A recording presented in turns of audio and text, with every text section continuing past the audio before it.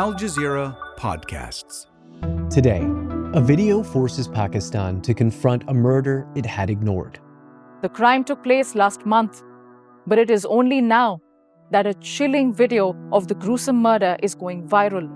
The so-called honor killing has reignited a familiar question. Why does a chance for justice only come when the world is watching? I'm Manuel Rapalo, and this is The Take.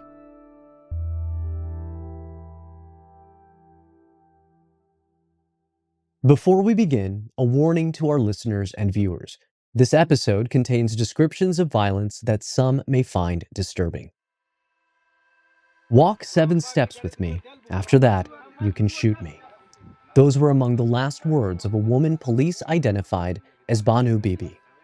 In a viral video, she's surrounded by armed men in the desert of Balochistan province, with pickup trucks and SUVs nearby. A man hands her a copy of the Quran, and he follows her as she begins to walk. She stops and turns her back to the men. Then we hear gunshots. The third shot brings her to the ground. Seconds later, more shots ring out.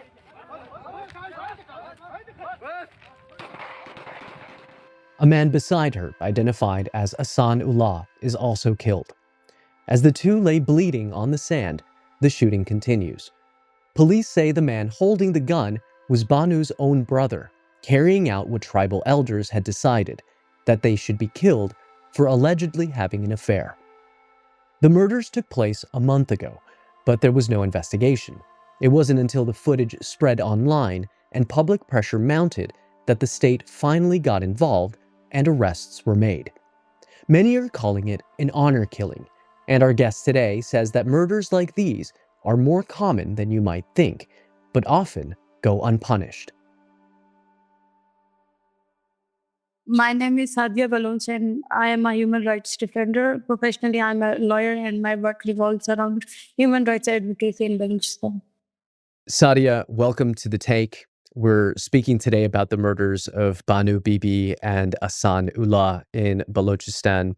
Balochistan being Pakistan's largest and poorest province in southwestern Pakistan, home to a long-running independence movement. Now, this video of the murders is quite disturbing. It's quite difficult to watch, which is probably the reason that the video itself went viral and spread so quickly across social media, sparking national outrage. What was your reaction when you saw the video? To be very honest, I was not able to watch the video completely. It was so disturbing for me as belonging from Balochistan and being a woman. I know how vulnerable our lives are. It was really hard to watch how a woman was being brutally murdered in the name of honor by a few men who decided her life.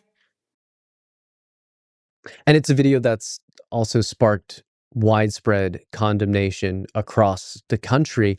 On social media, some of the hashtags that were trending were hashtag justice for couple, hashtag honor killing. What stood out to you most about both the public and the political response to these recent killings? Sadly, the only thing which was different this time in this case was the video that made people talk about her, about Bano and Ehsanullah. Otherwise, on daily basis, so many cases go unheard and no one discussed them. Especially when it comes to Balochistan, there is media censorship. Media won't talk about the issues happening in Balochistan. And this time, only that video got attention of national and international media, and that's sad. That's sad to see how some hashtags will make people talk about you. Otherwise, our lives have no value to be discussed. This video was actually older video, but it went viral on the social media later. I don't know who dared to share this video on social media. Well, it was really brave of him. Bano was alleged of honor killing with Ehsanullah. Bano belonged from Satakzai tribe, and her tribal Sardar, her tribal elite decided that she would be murdered in the name of honor, and he executed this heinous crime through his brother. as we know, power dynamics in Balochistan matters a lot. If our tribal elite orders something and he holds some power, so obviously he will go to any extent to serve himself. And Bano's life had no value to be protected, as women are vulnerable in Balochistan and in Pakistan and almost everywhere. And now we see how world media was trying to portray that this is a traditional norm in Balochistan. I am a Baloch myself and I live here, and I know we don't treat women like that. No, it's not like that. And even some norms maybe accept the killing of women in the name of honor, but where is government? Where is law and order? How someone could murder a woman in the name of honor? And I feel ashamed, even in 21st century, there are so many dialogues, so many policies on women empowerment, on safety of women, workplace harassment, but we are unable to live. We, as a woman from Balochistan, we expect the world to talk about it, to talk about our sufferings, to talk about our experiences, why so many crimes are happening and gender-based violence is taking place, but why it goes unheard when it comes to Balochistan. Al Jazeera is reporting that at least 13 people have been arrested, including a tribal leader who ordered these deaths. The chief minister of Balochistan responded quickly, but instead of focusing on the crime itself, he emphasized that the two people involved may have been having an affair. The woman who has been killed, who has been martyred, she has 5 kids and her husband's name is Noor. Similarly, the man who has been killed is close to 50 years and has 4 or 5 kids. I was in shock when Chief Minister did the press conference, and he started his press conference by saying that Ehsan and Bano were married. That was the point where he tried to he did the victim blaming and gaslighting. I think he had no authority to discuss this on the media, and he had to discuss the case. And he said we will make it a test case in Balochistan to counter tribal structures in Balochistan. And by saying that they were married, he put the family in more vulnerable situation. And like you've mentioned already, this case got national attention, then a response from the government, but only after the video had already gone viral. From your experience, how typical is that? How common is that to be the case? And what happens in cases that don't go viral, that don't spread quickly on the internet? Even after a few days after this video went viral, another case took place in Jafrabad of the same practice, honor killing was done. But there was no hype about it, as that woman was not lucky enough to be recorded on the camera. And government won't do anything until and unless it becomes viral on the social media to do something, or they would act. Otherwise, there is complete systematic failure to protect women. And there are so many cases. I belong from district Jalmaxi, and I know how many cases take place here. And literally, there is no safe space for the women who are accused of honor killing. Their families abandon the women, and they have no alternate to go to any safe shelter. And this is a responsibility of the government to provide that. And thirdly, this system has failed us.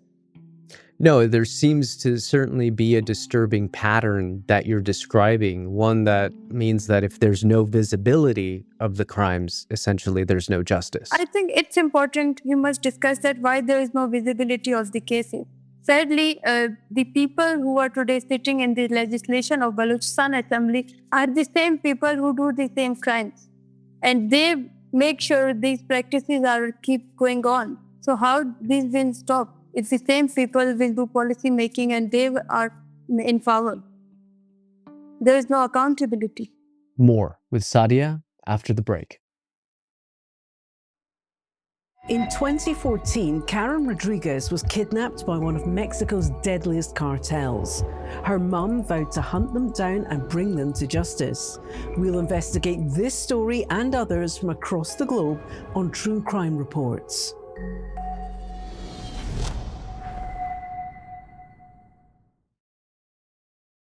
So, Sadia, you've documented violence against women in Balochistan for years. Can you help us understand this tribal system and how tribal systems of power shape how these cases are handled or ignored?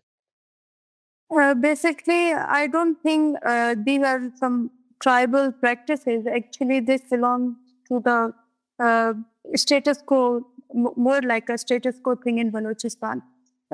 Almost on every other day, honor killings takes place. And why there is no accountability? Because when families approach to the police to investigate the case, police refuse to interfere in the matter. And they would say, it's a personal matter, we can't interfere. I think we must discuss who empowered these tribal structures.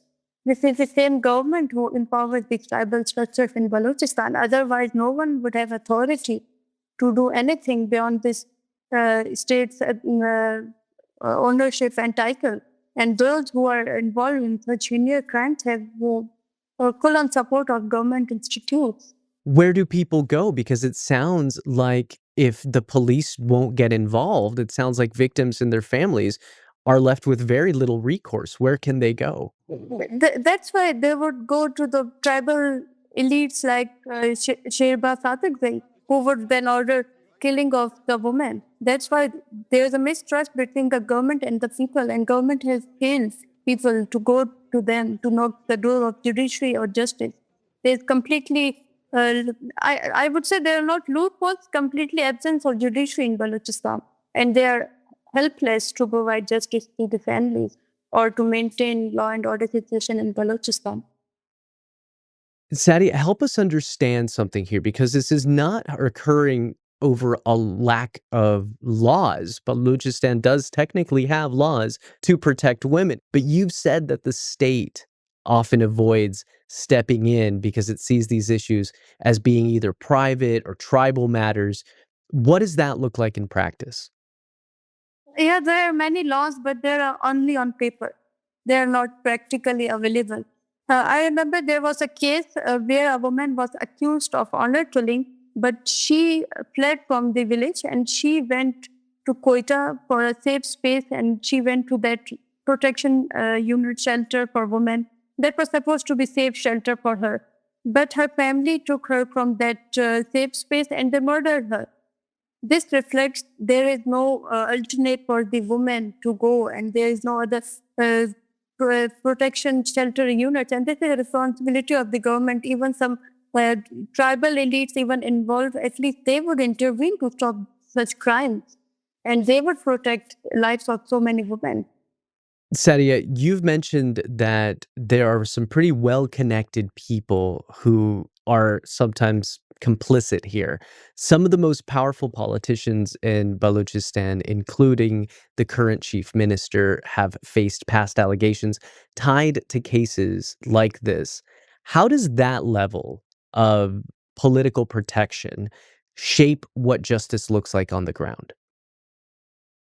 I think this setup reflects how Balochistan is being run, how Balochistan is being exploited, and how there are so many complete war beneficiaries who are taking benefits of the whole scenario in Balochistan by the law and order situation, and they would never want peace in Balochistan in any context. They really want chaos in the province to be relevant in the structure.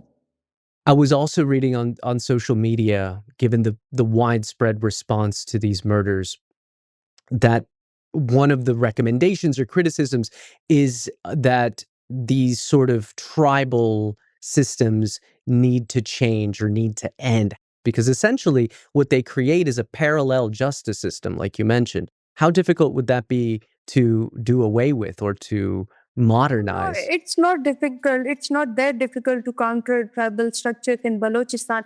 If government stop sponsoring them, if government still government will support the same outdated structures in the name of tribes, then things won't change. But still, there are people who don't now believe in outdated norms and outdated rigid tribal structures. And this is the high time government must come out from uh, their own old practices by calling Balochistan a background tribal region. It's not, things have changed a lot. And today people are questioning the government, and they are well read. And the saddest part about Balochistan is today those population who questions the government, who basically the youth who are the asset of the nation, they are being abducted. They are being brutally murdered.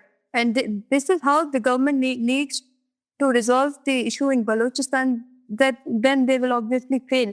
And they need to reconsider, reflect on their policy towards a better situation in Balochistan in any aspect. Do you think that this case has in any way maybe sparked a new conversation? Because it seems like this is something that people know about and talk about, but is the conversation changing as a result of this case specifically? Yeah, I think I personally noticed on social media how everyone was blaming these Balochis are so brutal, and already people from other provinces like Punjab stereotypes, and they got a point. Even a federal minister pointed that how tribal structures in Balochistan has failed, but he had no guts to speak about the failure of government and their policies. This is the reason today such practices are still taking place. And what do you think needs to shift? What do you think needs to change for cases like this to be treated fairly and not like isolated tragedies, to be treated like part of a systemic crisis? The whole narrative about Balochistan is always about alienation. They bring more alienation towards Balochistan. And I feel there is need to discuss. There is need to give space to the people. There is a need to give space to the people who question the authorities. Instead of brutal crackdown on dissent voices, the government must listen to the youth. They must answer the questions of the youth, and they must provide some space to at least have conversation. Sadia, thank you very much for joining us today on The Take. Thank you. Thank you for inviting me. And that's The Take. Now we want to hear from you. What stories do you want to see next on the show? Let us know in the comments below what you'd like us to cover. Your feedback helps shape future episodes, so don't be shy. See you tomorrow.